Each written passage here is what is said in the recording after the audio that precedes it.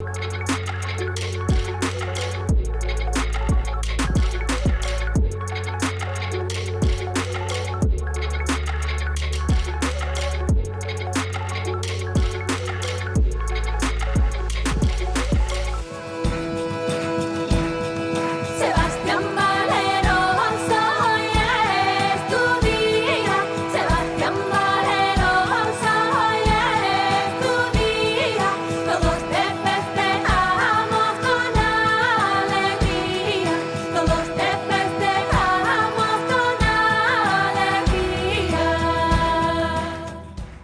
la charla que mantuvimos con Luis Landero, Luis nos hablaba de las cosas hechas con jeito, como aquellas cosas que se hacen bien, que se hacen con sentido, con sensibilidad, porque sí, sin importar la opinión de nadie más.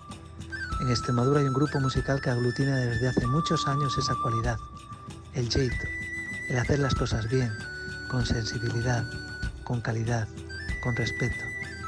Nos enorgullece poder charlar desde el Museo Etnográfico de Olivenza con José Tomás Sousa y Ana Jiménez del grupo de folk Acetre. Bueno, pues buenas tardes. Buenas tardes. En primer lugar, os agradecemos mucho que hayáis tenido la amabilidad y damos la posibilidad de charlar con vosotros, un grupo que para nosotros es un referente dentro de la música folk en Extremadura. Y tanto a ti como Ana, que vienes de Mérida, como a ti, José Tomás, que estás a caballo entre Sevilla y Olivenza. Y también agradecer a Miguel Ángel, el responsable del Museo Etnográfico de Olivenza, que nos ha permitido estar hoy aquí haciendo esta entrevista tan especial para nosotros.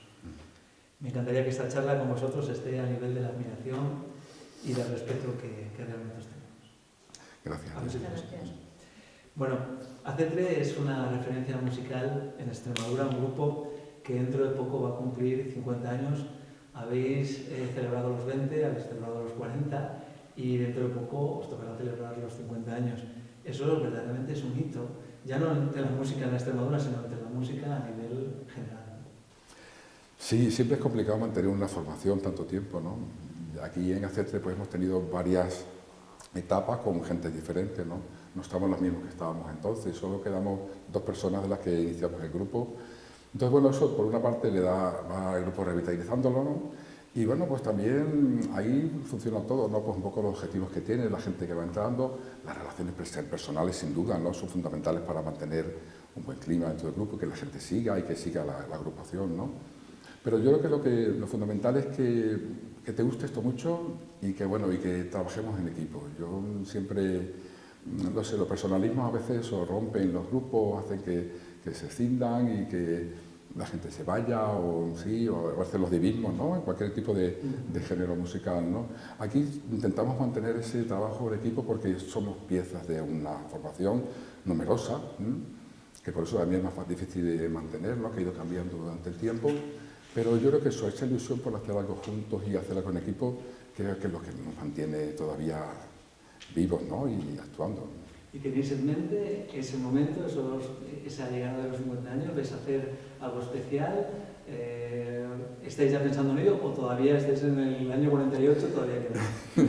Todavía estamos en el 48, todavía queda un par de años. No hay proyectos, ¿no? Para hacer el año que viene, el 25 y también el 26, pues algo haremos, ¿no? Pues siempre los números parece que tienen algo mágico, ¿verdad? Pues 20, 30, 40, sí, vamos a 50 y siempre hemos hecho cositas pues diferentes, pues a veces con amigos músicos, ¿no? Que hacemos versiones de otros temas o conciertos más multitudinarios, con agrupaciones, con gente de Portugal y otros sitios, ¿no? Y de verdad que eso siempre pues, mantiene vivo el espíritu, ¿no? de esa música que queremos mantener.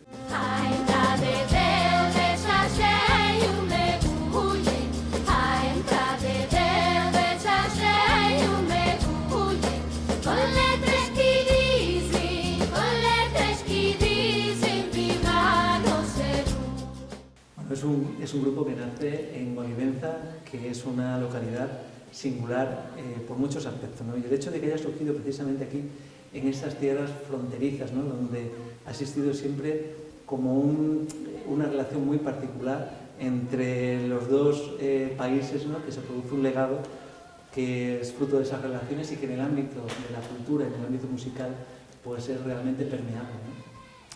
Sí, nosotros desde casi los principios de Acetre Como hablábamos con la gente mayor y nos cantaba indistintamente en portugués y en español, cuando vas a comer, comes un postre que es portugués también y vas a la iglesia y es manuelina y todo se respira, ¿no? Esa doble cultura.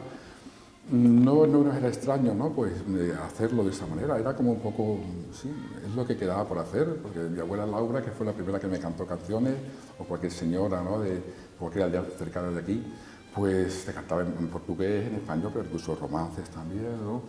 Y el estar tan cerca de aquí pues nos ha dado pues, esa versatilidad, ¿no? De cantar en los dos idiomas y disfrutar de dos culturas, ¿no? Y tener abiertas muchas más puertas, ¿no? No limitarnos tanto solo a la parte, digamos, extremeña, ¿no? de la música tradicional, sino también de la rayana, ¿no? y de la portuguesa, ¿no? Porque a mí, en el caso de los oliventinos, sé que hasta mediados del siglo pasado en muchas casas se hablaba tanto portugués como español, ¿no? Y de hecho tu propio apellido es portugués, ¿no? Es portugués, ¿no? sí, Entonces, sí, sí. Esa sensación de estar a caballo entre estos dos países tiene que dar una sensación particular que también se produce en otros pueblos de la raya, de lo que en Extremadura denominamos la raya, ¿no? Hay una cultura rayana que cuando empezamos nosotros no creas que era tan fácil, ¿no? Hacerlo. Incluso la primera vez que cantamos aquí en portugués, así, porque el portugués, como tú dices, a mitad del año pasado, del siglo pasado, en los 50, cuando empezó a hacerse en los años 70, el portugués se mantenía en ámbitos muy privados, ¿sí? No en públicos. No se cantaba en portugués en público y nosotros un poco fuimos los primeros que empezamos a cantar portugués en público, porque entonces incluso agrupaciones de aquí traducían las canciones. Recordamos que habíamos salido de una dictadura, ¿no? O sea, era españolismo todo ahí, ¿no? Y las ideas que eran. Y entonces, bueno, pues a raíz de conocer esto, incluso a gente que le chocó, ¿no? Que al principio que cantáramos, si soy español, ¿por qué cantáis en portugués? Ahora se ve de otra manera, ¿no? Ahora ya se estudia portugués en las escuelas de idiomas, por fortuna, en los institutos, como, sí, como una riqueza. Entonces se veía como algo más perteneciente a un gueto, ¿no? Y más cuando en aquellos tiempos había un general de Portugal que quería todavía reconquistar por Olivenza, decía que iba a venir con los tanques, Piñero de Acevedo, recuerdo que éramos todavía muy jóvenes cuando empezamos aquello, y claro, decía, ¿cómo vas a cantar portugués si quieren quitar Olivenza de...? Bueno, y todavía recientemente hay algún ministro portugués que dice, no, Olivenza quiero que sea portuguesa, ¿no? Y bueno, pues entonces, si ahí se mezclaba, nosotros en política nunca hemos entrado, ¿no? Siempre la parte cultural era lo que nos interesaba. Pero claro, la política está ahí, subyace y está ahí, ¿no? Entonces, cantar en portugués, cuando alguien quiere que sea portugués y te parece que está haciendo un manifiesto a Portugal, que te quieres posicionar, ¿no? Nunca más lejos de nuestra intención. Todo lo contrario, ¿no? Queríamos poner en valor, pues, una cultura, ¿no? Que era un doble idioma, incluso el portugués rayano, que es diferente del portugués más estándar, ¿no? Y como otras localidades de la raya, ¿no?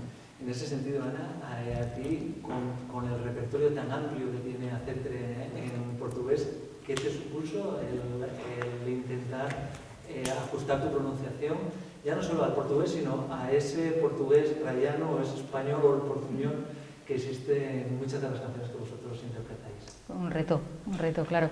A mí me gusta mucho la música portuguesa, bueno, en fin, pues me he escuchado pues, a todas las grandes, desde Amalia a música popular. Entonces, bueno, yo tenía un portugués muy de canciones y también, bueno, también estaba acostumbrada a escuchar a Acetre, porque ciertamente yo antes de entrar en Acetre lo conocía y lo escuchaba y tenía sus discos, ¿no? Entonces no me ha resultado del todo extraño. Pero sí que una vez ya metida en harina y ya metida en las canciones y las pronunciaciones, pues por supuesto, claro, había que hacer un trabajo que gracias a José Tomás y a Ana Márquez también, que claro, gente que sabe portugués y que ha sabe estudiado. portugués, bueno, pero al fin y al cabo... Claro, sí. Muy bien. Si alguien hablara de vosotros únicamente como un grupo folk, yo creo que se quedaría corto, ¿no? Para mí la sensación que yo tengo de Acetre es bastante más allá de un grupo folk, dándole la importancia fundamental que tiene el folclore como un recipiente para recopilar tradiciones de una comunidad, como en este caso como es la nuestra, ¿no? Pero yo creo que habéis sobrepasado ese bote del folclore, ¿no? Nosotros cantamos y tocamos, sí. Luego la apreciación de la gente, nosotros agradecemos cualquier tipo de apreciación positiva sobre nuestra música, sobre cómo la comunicamos, todo eso, ¿no? No nos gusta hablar mucho de nosotros mismos, ¿no? Nos gusta más hablar de nuestra música, pero sí es cierto que con el tiempo, ¿no? Pues ya son generaciones, ¿no? Son ya 40 y pico de años, gente que viene a decir, mira, pues yo mi padre cuando desde pequeñito me ha puesto a cetre y yo conozco esta música y ya tengo 40 años y ya, claro, soy gente madura y a mis hijos pues también se la voy enseñando, ¿no? Que ha conocido la música y parte de la cultura, por ende, de Extremadura, de la zona rayana, a través de nosotros, ¿no? Y nosotros, pues para nosotros es un lujazo eso, ¿no? Pues ver que tú puedes aportar, ¿no?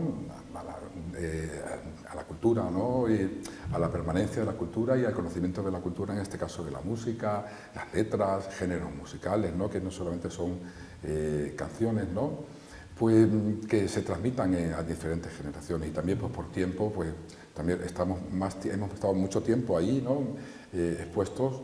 Y son varias las generaciones que se acercan. Sorprende porque a veces decimos de 0 a 100 años, porque viene gente muy mayor que le gusta y parece más lógico que porque por la edad que le guste, pero viene gente muy joven y gente pequeñita, ¿verdad?, que le ponen las canciones y mira, y que te la canta y te mandan los vídeos y todo eso, ¿no? Porque, no sé, sus padres se encargan de que los escuchen, vienen a los conciertos, disfrutan y la verdad como que y para eso nosotros eso es un honor, ¿no? Claro, nosotros después de los conciertos solemos estar un ratito abajo charlando con la gente porque nos gusta un poco pues comentar qué le ha parecido a la gente o te cuentan historias, entonces a veces te cuentan historias muy humanas, muy impresionantes y te viene pues eso lo que decía José Tomás, te viene un padre con un pequeño o un abuelo, te viene gente de muchísimas edades y que además cada uno te va contando su vivencia con las canciones. Te preguntan además, ¿por qué no habéis tocado esta canción? Y eso te da la idea de que te siguen realmente, de que estás presente. Pero eso quiere decir que el folclore sigue evolucionando y que no está vivo, ¿no? O sea, no está muerto, sino que es un arte que cada vez llega a mucha gente, que se reinventa, que se actualiza y que esa es la manera porque es verdad que vosotros en vuestros conciertos hay tanto gente mayor como muchísima gente joven, niños y hay mucha gente a la que arrastráis, ¿no? Es que el folclore es eso, realmente, como tú dices, no es algo que esté muerto, que sea inamovible, es que el folclore se va inventando, como quieras llamarlo, ¿no? Si quieres decirle música tradicional, pero la música tradicional no es una cosa que se ha cantado durante 100 años de la misma manera, eso ha evolucionado a muchas ramas que tienen que ver con las personas, tienen que ver con el sitio, con los acontecimientos, tiene que ver con tantísimas cosas que al final, ¿qué es folclore? Pues el folclore lo hace la gente, lo hace el pueblo, que es al final lo que significa esa palabra, ¿no? El reinventar el folclore, que también es un poco lo que se va haciendo, ¿no? Es una forma de conexión primero con los pensamientos de las personas que vivieron antes que nosotros, ¿no? Y luego hay otro pensamiento que ha surgido en muchas de las entrevistas que llevamos haciendo, que es entender la cultura como un río, ¿no? Al que nosotros nos vamos asomando y vamos aportando, ¿no? Sí, para nosotros la música, como apuntaba antes Ana, es algo vivo, ¿no? Que está en continua evolución. Nosotros no queremos hacer, hacemos varios tipos de música, ¿no? Hay temas que digamos que no los tocamos para nada, lo tocamos o lo cantamos como nos lo han cantado, como lo hemos aprendido, o lo hemos visto en un cancionero, también es un recurso además muy interesante. Todos los folcloristas que han estado aquí en Extremadura, ¿no? Desde mitad del siglo, desde los años 30, por ahí así, ¿no? Sobre todo. Y hay canciones que, pues que nos apetece tocarlas tal como son, quizás a lo mejor por el sistema tonal que tienen, o modal, ¿no? En este caso, y otras que nos apetece hacerlas pues más arregladas, ¿no? Para, no para llegar a la gente, sino por nos apetece hacerlas de esa manera, ¿sí? Para disfrutarlas mejor. Y luego es una forma también de llegar, claro, estamos en el siglo XXI y no podemos, tener un lenguaje solamente del siglo XIX o XVIII, XVII, donde pueden venir estas canciones, sobre todo el XVIII, XIX, de donde proceden este tipo de canciones. El lenguaje yo creo que es importante y sumar a ese río riqueza, ¿no? Y sobre todo las formas de vida que tenemos ahora. hay muchas formas de acercarse al folclore y a la música tradicional, desde la música electrónica a la música clásica, desde los nacionalistas españoles, Falla, Granado, Albéniz, etcétera, o una forma, no sé, pues un poco más con instrumentos tradicionales, pero también con una parte creativa, que fue un poco lo que nosotros en un momento de la carrera de AC3, ¿no?, decidimos hacer. No era solamente conservar, sino también aportar, ¿no?, con nuestras ideas, ¿no? Y yo creo que eso fue positivo también. Ese es un momento clave, ¿no? Porque yo creo que, bueno, al principio AC3, en esa evolución de estos casi 50 años, comienza siendo pues un grupo de amigos, como tú decías, ¿no? A veces interpretando como otros grupos que surgían en ese momento, como Harcha, o intentando hacer canciones de Pablo Guerrero, que también ha salido, es una personaje que ha salido en estas entrevistas, y de ahí hay un momento determinado, que yo creo que en eso tienes tú mucho protagonismo, José Tomás, que es a finales de los 90 cuando sacáis Canto de Gamusinos, ¿no? Señora,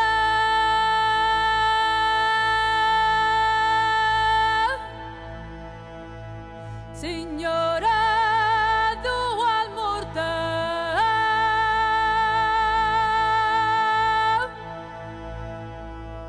señora do Almorta. Y ese es el momento en el que realmente conseguís profesionalizar el grupo con gente que son muy buenos instrumentistas, muy buenas voces, conseguís también una percepción y una concepción musical, una producción mucho mejor y una ambición musical muy grande. Y a mí eso me parece el momento clave, ¿no? Yo, bueno, al final me gustaría hablar de esa sensación contigo, ¿no? Pero el momento en el que tú vienes de Piornal, por ejemplo, ¿no? Y de descubrir que tienes allí ese tesoro de grupo y ese tesoro de tu conocimiento musical y ese talento, y dar ese giro tan grande a hacerte, ¿no? Me parece un momento fundamental, ¿no? El grupo ha tenido varias etapas, entonces en esa primera del 76 hasta, como tú comentabas, a final de los 90, pues era un poco... nos lo pasamos muy bien. Siempre nos lo pasado bien, yo creo que eso es lo fundamental en la C3. Pero sí, la verdad es que hacíamos algo, digamos, éramos más tímidos a la hora de innovar, de meter cosas nuevas, ¿no? Y además las posibilidades instrumentísticas eran también más reducidas, era un par de guitarras, la bandurria, una flauta y voces. Hacíamos muchas cosas a voces porque era un poco estaba en boca, he hablado de Harcha, Adarve, luego Regularía, pues un poquito los grupos que siguen entonces Pablo Guerrero, que también cantamos cosas de él. Llega un momento en que yo personalmente, habíamos llegado a un tope de hacer géneros como las rondas, rondeñas, jotas, fandangos y así, ¿no? Que ya no podíamos hacerlo mejor, ¿no? Y entonces, no es que estuviera harto, pero ya, digamos, habíamos llegado como a un tope de decir, mira, ya hemos hecho todo lo que hemos podido en rondas, en jotas, en todos los géneros que estamos tocando. Y el punto creativo era una necesidad, ¿no? Hacer algo con esa música que recogemos de la tradición, ¿no? Pero jugar más con ella, ¿sí? Porque yo me aburría, la verdad, haciendo ya bajotas iguales, porque son todas muy parecidas a rondeñas, ya no sé, el plan creativo me era más tedioso, ¿no? Y ya empecé pues, a jugar con los temas y con los temas instrumentales, con las canciones, el punto de Piornal, ¿no? Que venimos de las jornadas de investigación, que fueron allí el 20 de enero, cuando hacía más frío y cuando más hiela. Y bueno, pues esa música se te queda en la mente y tú la vas transformando. Bueno, ¿cómo yo puedo comunicar esto en el siglo XX, XXI, ¿no? Y entonces, pues, es de otra manera, ¿no? Pues también con tus aportaciones musicales. Y eso fue un punto de inflexión, ¿no? Ese disco, además, está planteado de una manera que lo tuve que destruir. ¿Sí? Estaba planteado de una manera, incluso en el estudio de grabación, diga, venga, esto sí, pero yo no lo quiero así, yo no quiero esto ya, quiero hacer, venga. Entonces, Víctor, que es el que hacía la producción conmigo, que es el flauta de AC3, dice, venga, pues vamos a tomarnos el tiempo que sea necesario porque estábamos, digamos, en el pleno cambio, ¿no? De hacer las cosas de otra manera, de comunicar las cosas de otra manera. Porque, como tú decías, desde el principio siempre hemos querido hacerla bien, ¿no?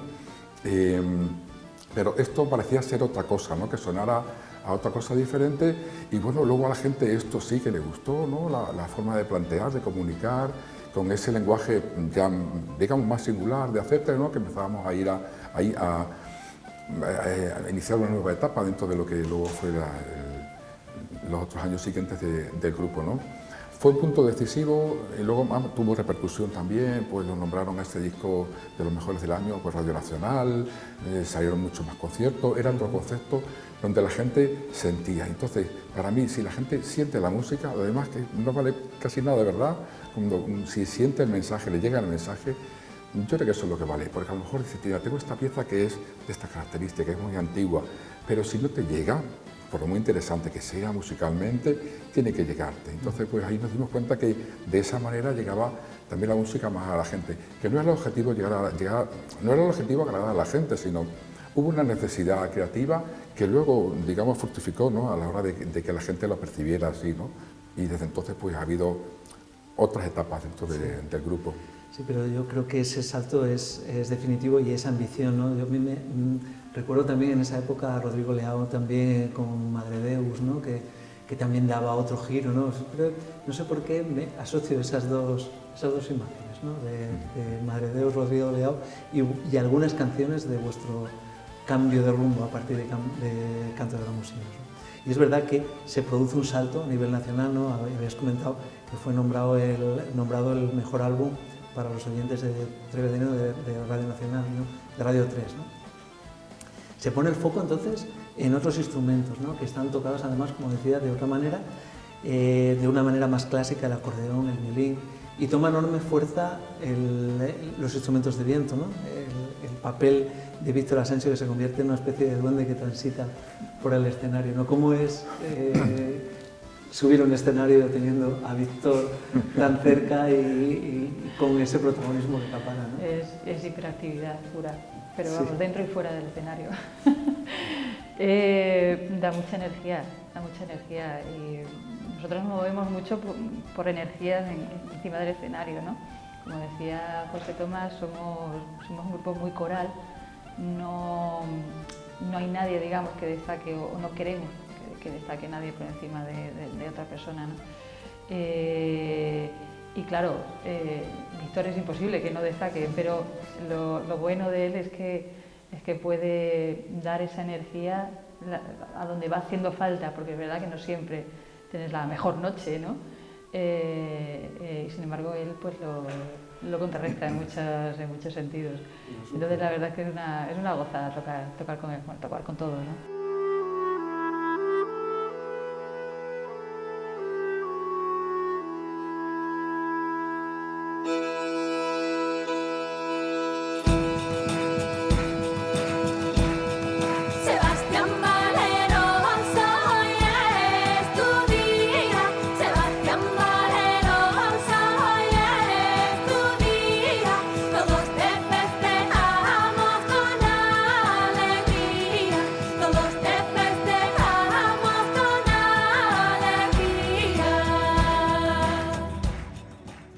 Bueno, cuando estábamos hablando antes de la alborada de Jarramplas, ¿no?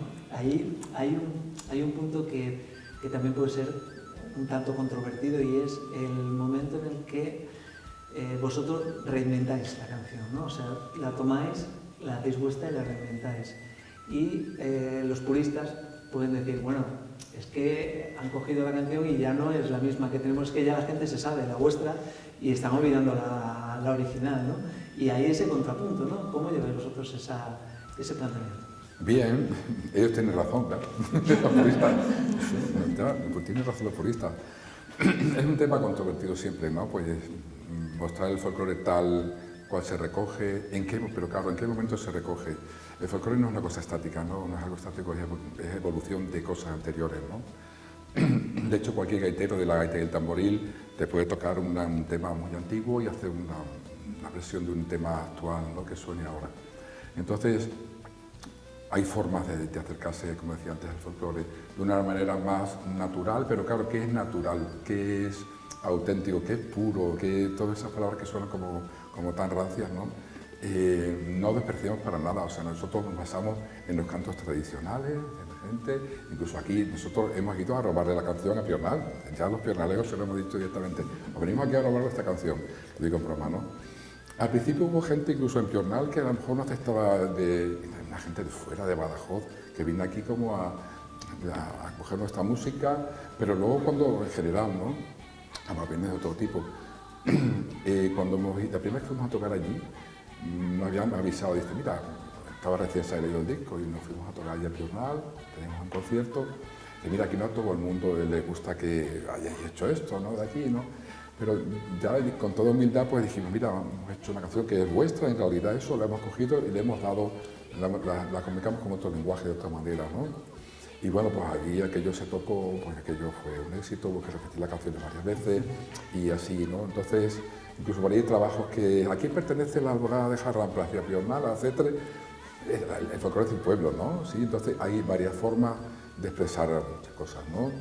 Luego ellos también, los piornalegos, y así nos lo comunican, ¿no? Incluso tienen un museo de jarramplas allí, nos han pedido para usar nuestra música, que con las grabaciones. Saben que pues Acetre en este sentido, al hacer esta versión de este elaborada de jarramplas, que ha tenido pues, bastante aceptación, pues le da pues mucha auge pues a la fiesta, a su pueblo, digamos, no sé, pues ha contribuido a que se conozca mejor, ¿no? Pues, porque además vosotros lleváis a un personaje de Jarramplas en muchas de vuestras algunas sí, a veces hemos tenido. Es una cosa muy llamativa para sí. donde quiera que lo llevéis, ¿no? O sea, sí, sí. Y luego, claro, esto también es un fenómeno ya un poco así, ya más personal.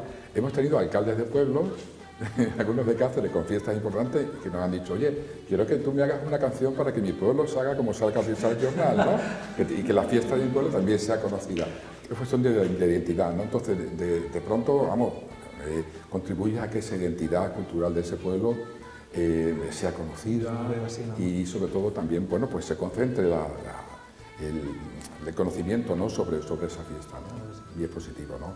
No está reñido lo más tradicional con lo más arreglado o con las son formas. Lo que tú decías antes, a lo mejor en las primeras versiones también habían bebido de todo saber. Claro, de dónde llega, ¿no? una canción es la evolución de todo lo anterior que ha pasado, y cuál es el origen, en qué momento cortas. Entonces lo pones en un museo y lo cortas ahí lo pones. Pero claro, eso las canciones son evoluciones, los romances, cualquier canción, ¿no? Canciones religiosas.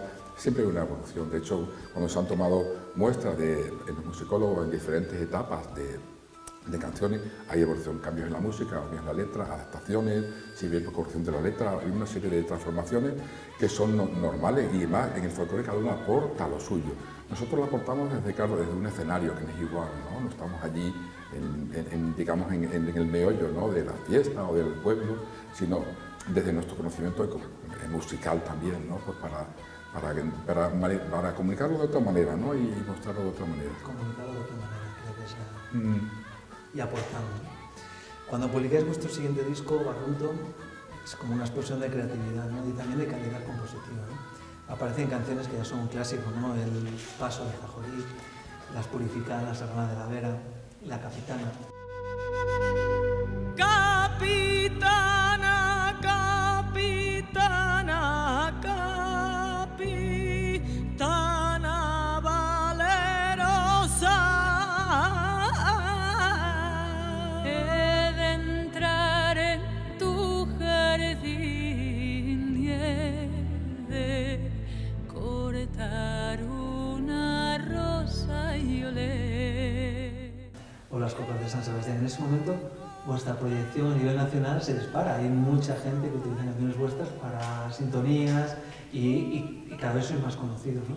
De ese disco yo quería detenerme en dos canciones que personalmente me gustaría destacar. Una de ellas es La Capitana. He escuchado a Ana cantar esa canción varias veces y a mí me encanta la dulzura de tu voz y la armonía con la que cantas esa canción con Ana Márquez cuando estaba y cuando la has cantado con Celia Romero, que era tan complicado con una cantadora flamenca el que pudieses armonizar bien, ¿no? ¿Cómo has vivido ese juego de armonías?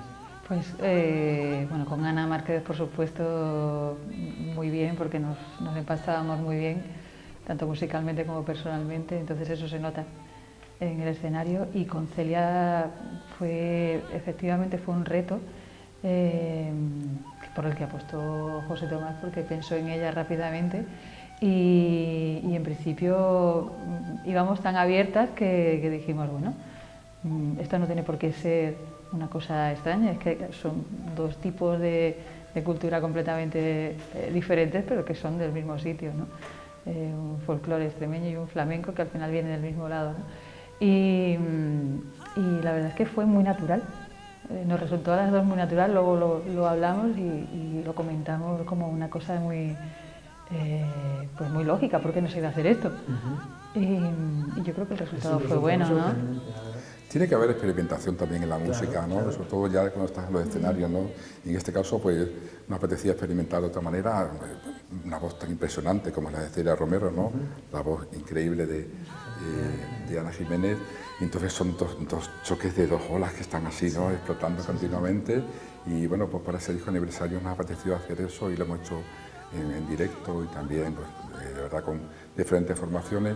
Y yo creo que se comunican, son dos culturas que tienen un mismo tronco, pero que están ahí, digamos, luchando y comunicándose y queriendo sobrevivir cada una, ¿no? De un tema tan bonito, ¿no? De Villanueva de la Vera, que esto hay que decirlo, como es La Capitana, que también siempre nos ha seducido. Allí las rondas de la Vera para nosotros son, vamos, de lo mejor que hay en Extremadura de folclore vivo, ¿no? Porque son de las pocas agrupaciones vivas que quedan en Extremadura y se merecen todo lo mejor y tienen unas canciones increíbles.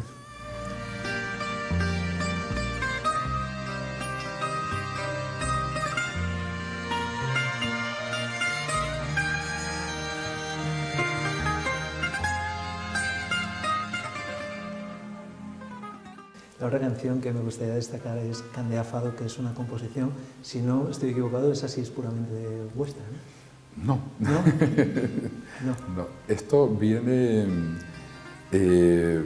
bueno, a ver, Candea Fado es una versión del candil. ¿Del candil? Que el candil al mismo tiempo, a su vez, tiene su origen en un fado batido, un fado bailado, ¿sí? Entonces, sobre esos dos mundos yo me moví para hacer este Candea Fado.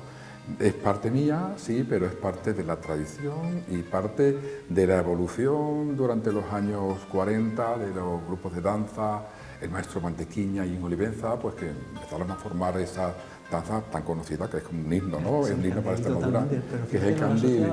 Pues viene de un fado batido, un fado bailado. Y entonces yo me basé en esas cadencias, ¿sí? Tanto del origen del fado batido, que es más tranquilo, ¿no? Y luego pues, evolucioné un poquito del candil, pues para yo poner mi impronta, ¿no? También ahí y jugar entre esos dos mundos, ¿no? Con esa guitarra portuguesa, no sé si eso es una guitarra portuguesa. No, eso es un laúd.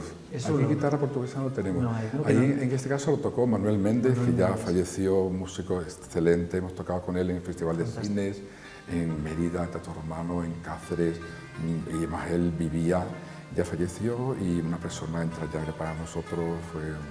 Y claro, él se dominó de la guitarra portuguesa, que bueno, ahí la había actuado con los mejores, con Dulce Pontes, con toda la gente. Lo conocimos a través de estas cantantes y la verdad, él escuchó el tema, ¿no? Y dice, mira, pues, y lo hizo suyo totalmente, ¿no? Porque... Lo interpreta ahí con esa mezcla que con el violín que se va incorporando, me parece fadista, me parece como una saudade, ¿no? Sí, absoluta, sí. ¿no? Es una canción que a mí me encanta, pero a mí me parece un ejemplo del nivel... Ataca la emoción, ¿verdad? Es un poco lo que... Es que parece que la propia guitarra ayuda, ¿no? Hay momentos que hace que se queja, ¿no? En alguno de los puntos. Cuando cantan las mujeres fue un espectáculo donde reivindicabais el papel de la mujer como protagonista, como transmisora de la tradición, del canto, del folclore, ¿no? ¿Cuántas veces se pone ese foco, ¿no? Que la mujer es la que aporta o la que transmite esa tradición, ¿no? Y es fundamental, ¿no? Sí, está claro. Han sido en muchos casos las transmisoras, bueno, pues simplemente por el hecho de que a lo mejor tenían más tiempo en las casas o más tiempo con los hijos, con las hijas. Se juntaban las mujeres en ciertos sitios de los pueblos y al final es lo que tienes que hacer, ¿no? Cuando quieres entretenerte, cuando quieres... O sea, no creo que esas mujeres dijeran voy a transmitirte esto para que lo legues a tus hijas, ¿no? Simplemente, si estabas trabajando, pues ¿qué podías hacer? Hablar, cantar y hacer pues más ameno el trabajo, ¿no? Y si estabas en las cocinas, un poco igual. Y al final, claro, todo esto se transmite. Los hombres también hacían esas cosas, pero entendemos que las mujeres sí que han tenido un papel súper importante a la hora de transmitir, ¿no? Es curioso porque lo que hemos hecho investigación, ¿no? Cualquier persona que ha hecho investigación de música tradicional percibe que las que más cantan son las mujeres. Sí, también hay hombres que nos cantan y que cuesta a veces, no sé qué, pero la mujer siempre se presta y se lanza.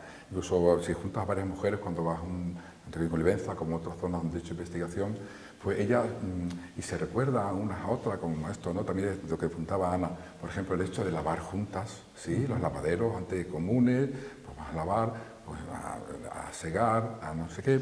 Entonces, pues toda esa, también tipos de canto religiosos, donde la mujer es muy protagonista, ¿no? Donde tiene un papel fundamental, y luego también relevantísima, claro, la transmisora a los hijos, ¿no? ¿Quién le canta a las nanas de pequeñito? Pues la madre generalmente, ¿no? Cuando son los juegos, pues más la madre, decía, ¿no? Pues dedicado más a la familia, ¿no? Después cuando en la mocedad, todo eso, ¿no? También hay otro tipo de cantos de hombre, ¿no? Los de la mili, ¿no? Los cantos de quinto, cantos de siega o de labranza, muy propios, más propios de hombre. Pero incluso estos cantos también los recuerdan las mujeres, ¿sí? Y mira, pues cuando iba a cantar, cantaba eso. Esa memoria, ¿sí? Nos la transmite a nosotros, ¿no? Y generalmente casi todos los folcloristas o gente que está investigando, ¿no? Son las mujeres las que más cantan. Por eso también quisimos hacer ese homenaje a cuando cantan las mujeres, que era recopilar ese abanico de canciones, ¿no? Religiosas, profanas, a solo, de grupo, incluso con sartenes, otros instrumentos, las cocinas, ¿no? Como decía, con lo que se tenía a mano, pues para un poco para la diversión en eso, ¿no? Y fue muy interesante hacer ello. También en el grupo el peso femenino es muy importante, no solo en las voces. Habéis tenido muchas veces o casi siempre una violinista tocando el violín, el acordeón lo ha tocado Inés durante mucho tiempo. Habéis tenido una baterista, el cello también ha sido tocado por una mujer. Quiero decir que en muchas ocasiones ha habido más presencia de mujeres en el grupo que de hombres. No sé si eso es una característica que vosotros queréis potenciar o que simplemente surge porque hay muchas mujeres que como hombres tocan instrumentos perfectamente. Yo creo que al final lo que estamos buscando es la sonoridad. Y luego si resulta que hay una persona que es una mujer que está tocando un violín o que está tocando una batería y que nos cuadra a nosotros, pues lógicamente pues va para adelante con eso, ¿no? Que luego es verdad que hay cosas estructurales como que necesitas más voces y resulta que una persona toca el violín y puede cantar a la vez. Sí, lógicamente pues nos beneficia, pero no se busca, yo creo que no se busca, ¿verdad? El decir, bueno, es que tenemos un cupo de mujeres no, simplemente... Sí, de hecho, por ejemplo, el instrumento que aunque recientemente tenemos más mujeres violinistas, hemos tenido chicos violinistas, el primero era violinista, eran chicos, acordeonista también, empezó Eduardo Miranzola con nosotros, bateristas hemos tenido varios también chicos, hemos tenido chicas, entonces bueno, se va alternando. Yo creo que si es un buen músico y un poco hacemos cuando va a entrar en el grupo una prueba de que toca bien, de que puede expresar con su instrumento y luego también puede vivir en grupo, ¿no? Porque a veces no todo el mundo puede vivir en grupo, ¿no? Vivir son muchos viajes, muchos conciertos, muchas veces problemas, ¿no? Y tienes que enfrentarte en grupo, ¿no? Yo creo que indistintamente hombres y mujeres, por suerte cada vez más mujeres tocan el violín, más mujeres tocan la batería, más mujeres tocan el acordeón y si nos están sirviendo de esa manera, pues estupendo. En vuestro disco de Esario también recogéis el legado de otro de los pueblos que resultan más interesantes en materia de folclore, como es Cedillo. Y en ese caso contasteis también con la ayuda de una mujer, Joaquina Roque Piris, ¿no? ¿Qué supuso conocerla para vuestro grupo? Porque a partir de ahí pues nacen canciones como Arrola o Maebruxa, ¿no? Que es una canción que también es icónica en vuestra trayectoria. Pues el encuentro con Joaquina Roque fue una cosa fantástica. Ella pertenece al grupo El Despertar de Cedillo. Hemos tenido siempre contacto porque Ellos en Cáceres están entre la frontera entre Cáceres y Portugal, nosotros aquí en Olivenza pues tenemos una, digamos, una posición similar y unas vivencias similares también, ¿no? Y no hemos hablado mucho, ¿no? Ellos hablan un portugués muy particular, diferente al que hablamos aquí, y entonces, pues no sé, nos hemos identificado mucho, además que es una señora súper estupenda, abierta, con una vitalidad, una energía que te canta millones de cosas, y ellas como otras señoras, pues iniciaron este grupo de folclore tan interesante allí en Cedillo, y es una cultura con la que nos sentimos, como decía, muy identificados, ¿no? Porque en esa mezcla y en ese sabor diferente de la música extremeña cuando se acerca a la raya, ¿verdad? Nos sentimos muy identificados. Fue un hallazgo para nosotros increíble, ¿no? Y cada vez que vamos allí, bueno, nos colman de todo, de verdad, de enhorabuena y nos reciben de una manera fantástica. En Cedillo, yo hablo con ella a menudo, ¿no? Es una señora mayor, tiene una memoria increíble y dice, mira, José Tomás, tengo un romance que quiero que tú lo cantes de esta manera. Y dice, ir así, por teléfono, o cuando voy allí a verla, y a otras personas también de Cedillo, ¿no? Un encuentro excepcional con... Y a veces al rescatar ese tipo de coplas os podéis encontrar con problemas o con asuntos que a lo mejor son difíciles, que se tratan en esas coplas que son difíciles de encajar en la sociedad actual, ¿no? Por ejemplo, cuando teníais el mercader de Zafra, ¿no? que bueno, pues se está hablando de casar una niña, ¿no? O otros que pudieran tener algunas coplas que algún carácter machista, ¿no? O no sé, que ya no encaje tan fácilmente. ¿Cómo os enfrentáis eso? Pues de una forma, ahora si quieres hablar, pero a veces me he encontrado con un auténtico problema, ¿no? Porque claro, hay un patriarcado que no se puede evitar, ¿no? Que ha sido, ¿no? De una manera, y eso se refleja en las letras. Intentamos evitarlas, algunas de ellas, claro, porque hablan de una manera despectiva de la mujer, nos negamos a cantarlas, ¿no?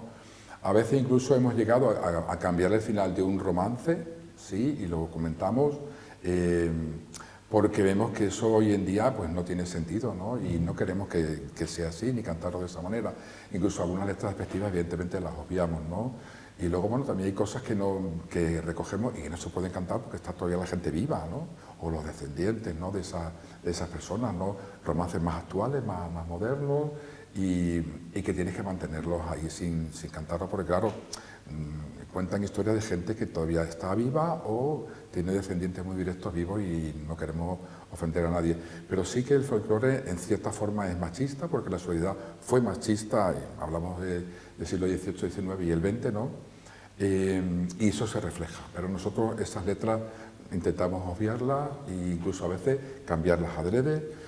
Pues decir, qué sacrilegio, ¿no? Que tú estás cambiando al final de un romance o lo que sea, ¿no? A lo mejor no cambias al final, pero cambia la forma de decir eso, no obvias a una parte que nos ha pasado en alguna ocasión, porque no queremos cantarlo de esa manera, ¿no? También se explica un poco en los conciertos, intentamos también que sea un poco didáctico, ¿no? La historia, una trágica historia de una niña que que la quieren casar con un señor mayor, con un mercader. Lo trasladas a la actualidad y ves que no está tan lejos de la realidad de ahora y también metes a la gente en esas realidades que existen, que siguen existiendo por desgracia.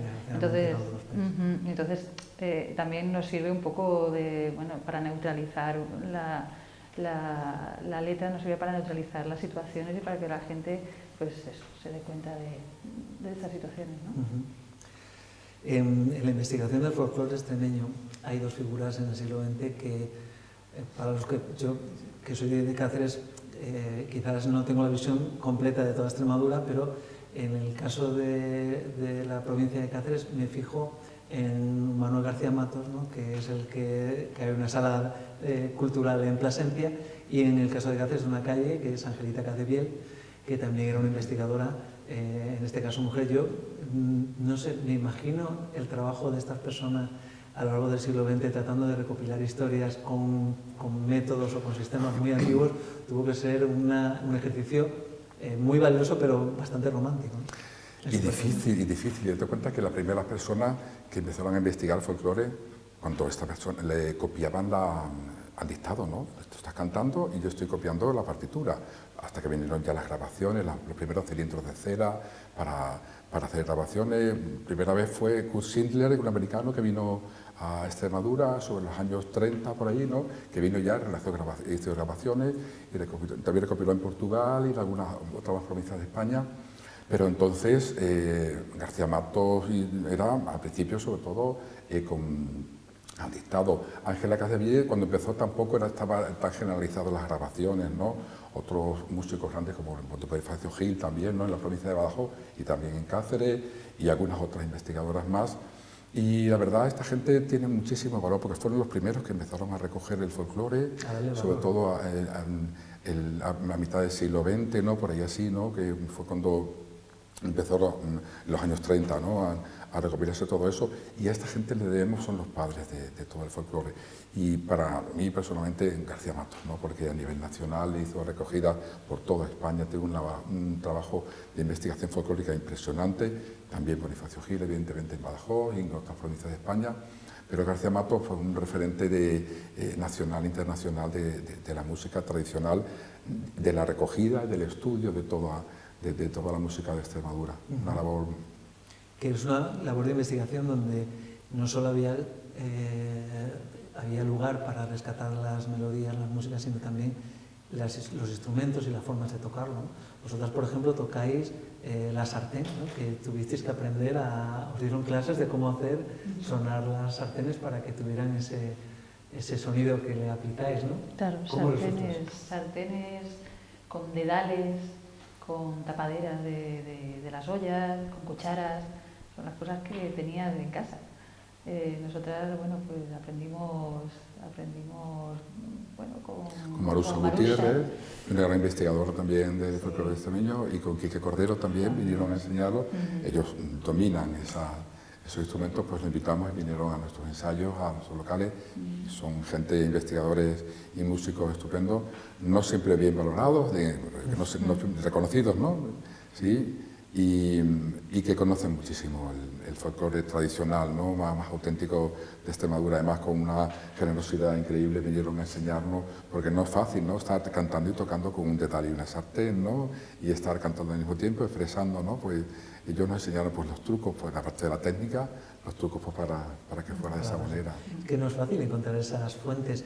Y yo lo pienso también, por ejemplo, con la entonación de las canciones, porque vosotros cantáis las Purificadas de Monroy, pero por ejemplo en un pueblo que está al lado, Santiago del Campo, no las cantan igual que en Monroy, ¿no? Y vosotros apostáis por una y saber cómo se entonaban esas canciones no es nada sencillo, ¿no? No es sencillo porque además ahí hablamos de la evolución del folclore, ¿no? Son diferentes y están al lado, incluso a veces lo hemos encontrado entre la misma familia, que te canta la madre de una manera diferente que la hija del romance y te dice, no, dices así, no, es de esta manera, sí, la evolución de ahí. Y luego, bueno, pues en este caso de los cantos colectivos, por ejemplo, como el que tú apuntas, hay ciertas características de entonación particulares de esos tipos de canto. En este caso, la nasalidad, ¿no? Digamos, cantar un poco, pocamente de nariz, ¿no? Pues de una forma nasal.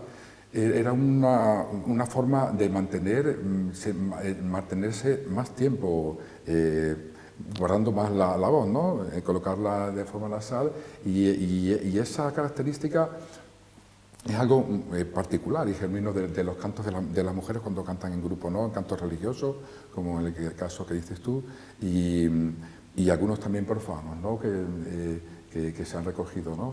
Es una de esas características, de entonar. La entonación en las voces de las mujeres que han pasado por ACETRE, que son voces que han sido marcas de la casa, ¿no? ¿Cómo te incorporaste tú, Ana, al grupo y cómo fue el proceso de llegar a incorporarte a ACETRE y a ser la voz, ahora mismo la voz principal del grupo?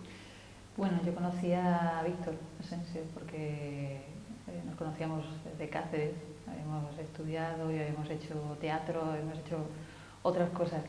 Y le perdí de vista mucho tiempo porque se mudó. Y al cabo del tiempo me llamó y dice, oye, ¿qué te parece si te vienes?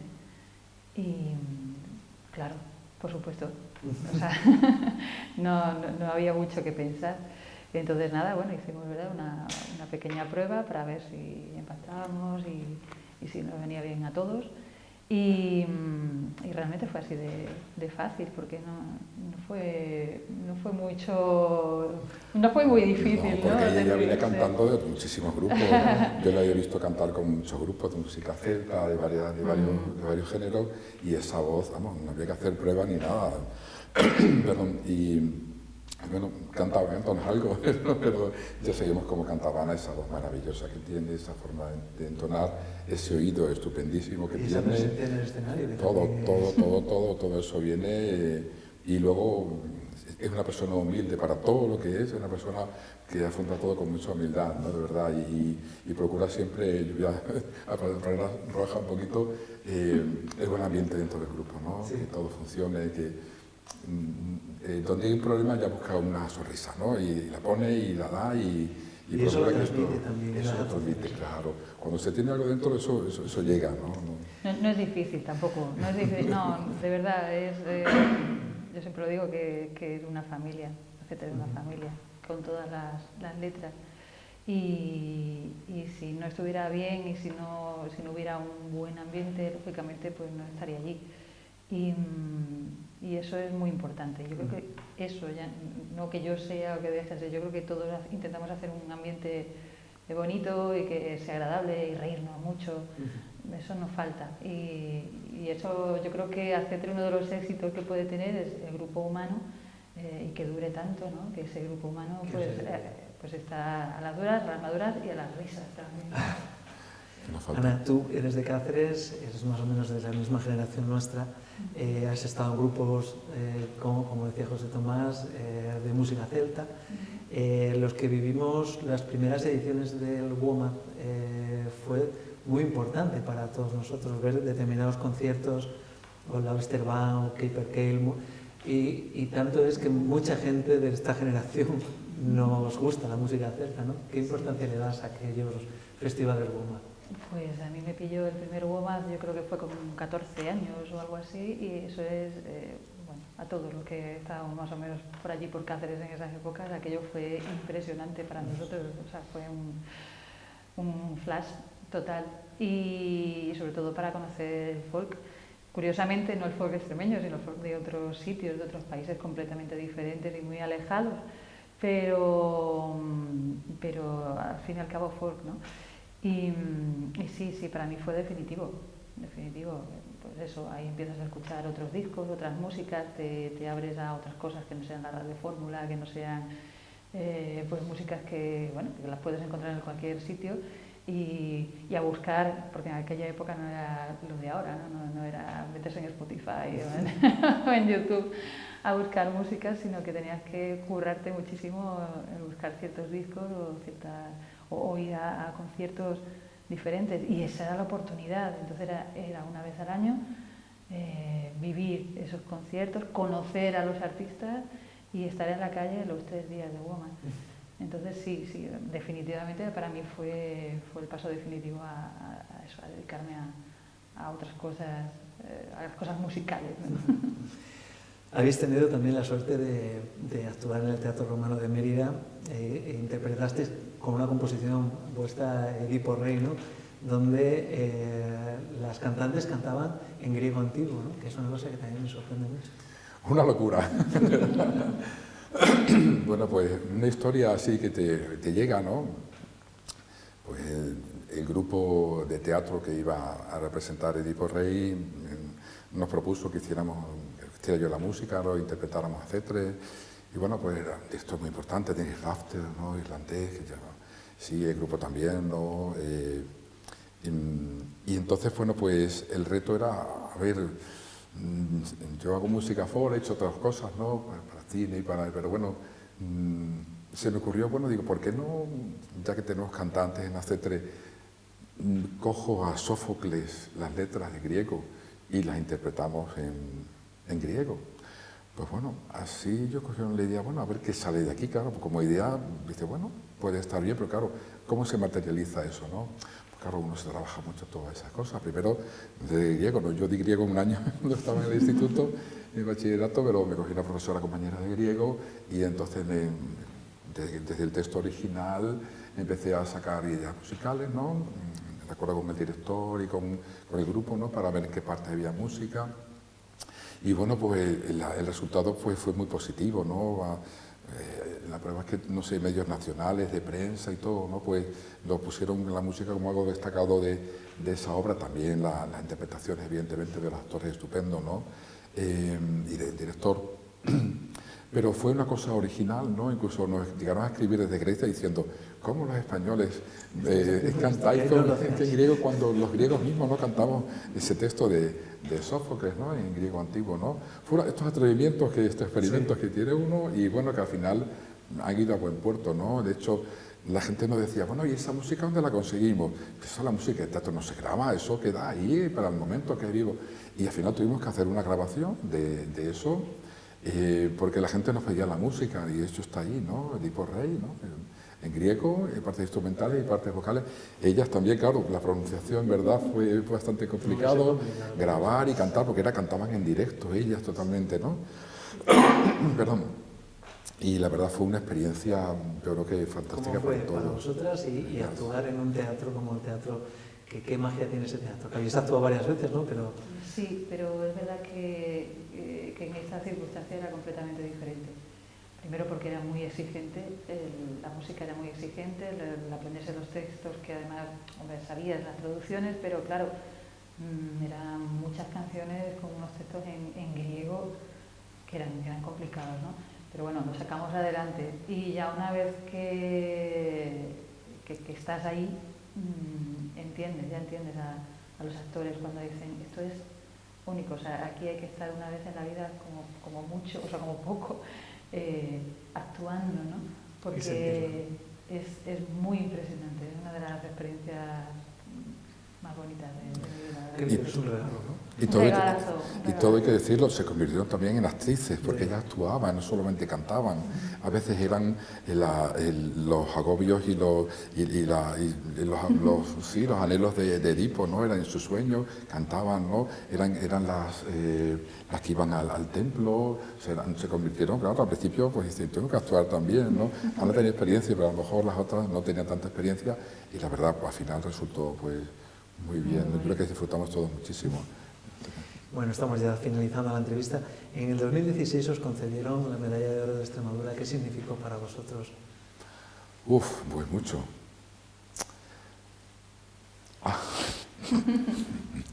No, porque la sociedad extremeña es la que da esa medalla, ¿no? Y, sí.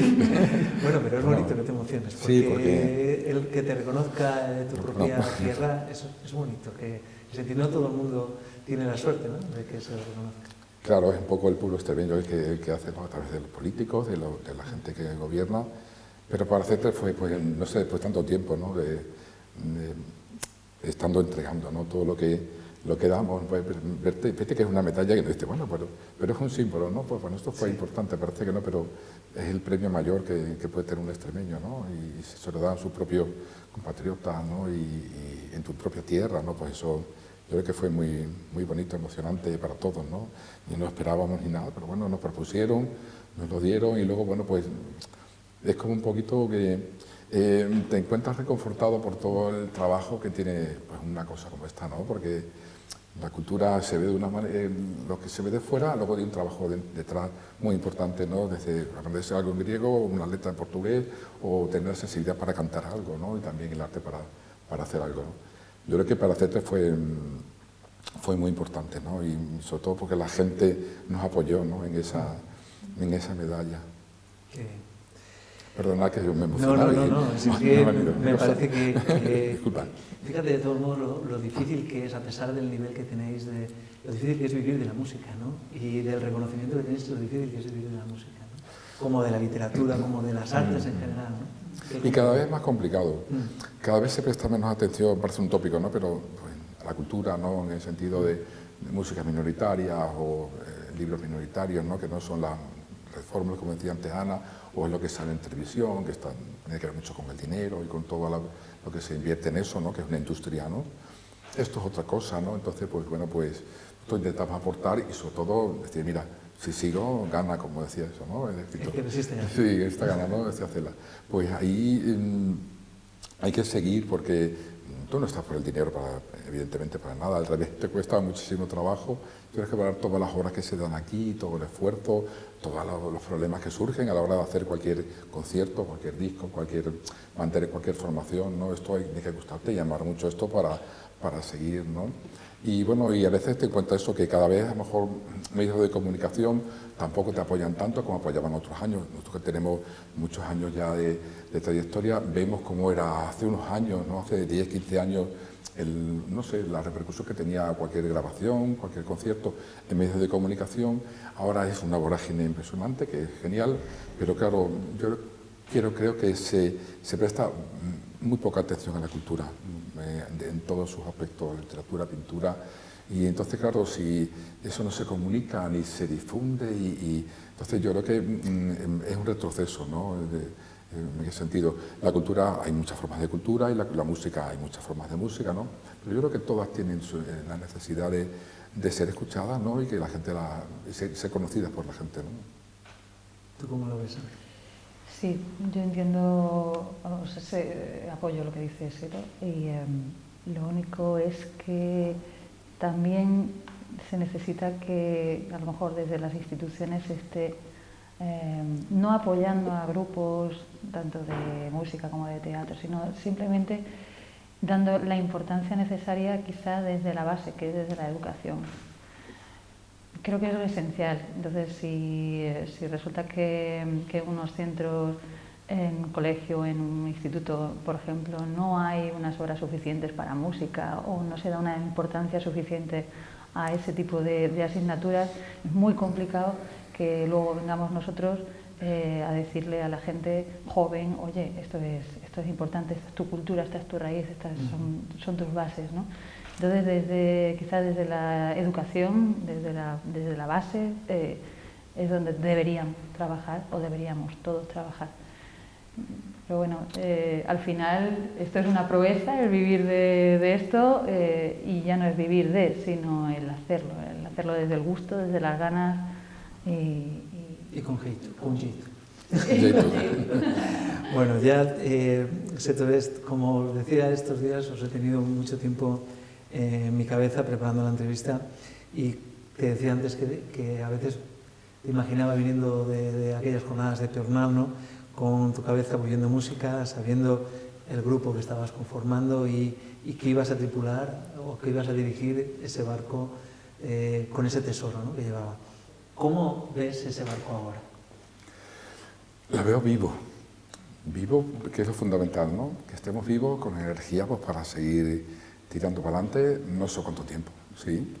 Dentro de años hacemos 50 años, puede que el barco se pare o siga nadando, o siga navegando, perdón. Pero yo lo veo vivo, con energía y con ilusión, pues, para sacar incluso cosas nuevas que intentamos sacar para el año que viene. Y bueno, el grupo humano, ahora que está en Acetres, es un grupo precioso, una familia, como decía Ana, ¿no? Que nos reconfortamos, nos ayudamos, nos apoyamos y nos pasamos muy bien, ¿no? Nos pasamos muy bien y disfrutamos mucho haciendo música. Y yo creo que mientras eso siga así, pues esto va a durar, ¿no? Y lo veo con proyección y sobre todo vivo y enérgico y con ganas de comunicar y de seguir contando cosas, que yo creo que eso es lo más importante. Bueno, pues para finalizar, yo no sé, Ana, si te atreverías a hacer aquí, en estas circunstancias, alguna interpretación. Yo sé que bueno, que en ese sentido no tienes miedo a enfrentarte a cantar una canción a capela, pero ¿te atreverías a finalizar la entrevista con alguna...? Pues sí, finalizamos, ¿no? Claro, tú te atreves, ella es la cantante, yo... Tenemos el canto de bodas de Sierra de Fuentes, que hemos abierto... ¿Lo introduces un poco? Sí, bueno, es un canto de bodas de esta localidad, de Sierra de Fuentes. Y si no me equivoco, llegó a nosotros pues, a través de una grabación de un padre cantando a su hija, pues cantando porque ella se va a casar. Y entonces, pues, un poco la alegría y el dolor que ese padre tiene a la hora de entregar de alguna manera, a su tesoro más preciado, que es su hija, ¿no? Y la verdad es que es una canción muy bonita y muy sentida. Pues venga, vamos a ver.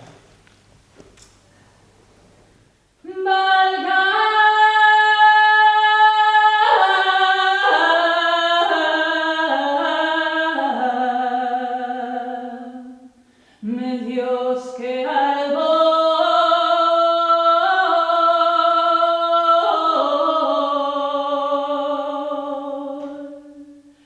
tan prodigioso, el que recoge el fruto será dichoso.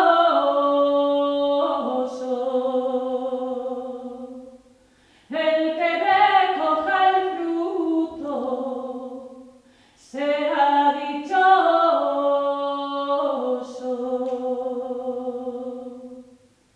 El que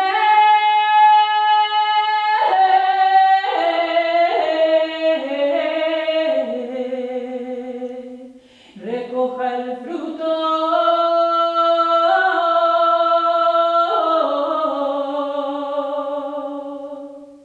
también se obliga a mantener el árbol mientras que viva, a mantener el árbol mientras que viva.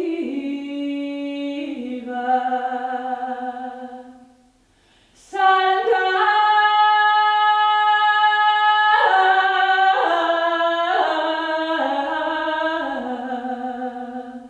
la clavelina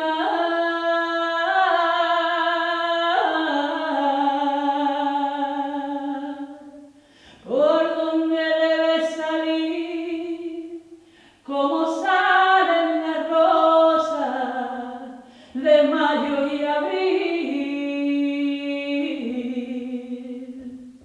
como salen las rosas de mayo y abril.